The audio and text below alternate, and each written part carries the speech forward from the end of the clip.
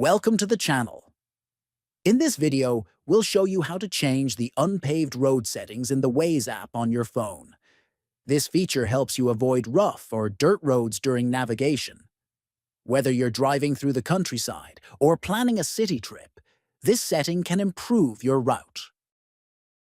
First, open the Waze app on your smartphone. Next, look at the top left corner and tap on the three horizontal lines. Then, scroll down the menu and tap on the Settings option. Now, inside the Settings menu, tap on the Navigation option.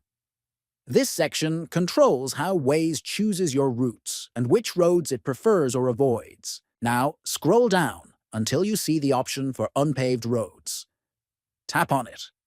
Finally, you will see three options: Allow, Don't allow, and avoid long ones.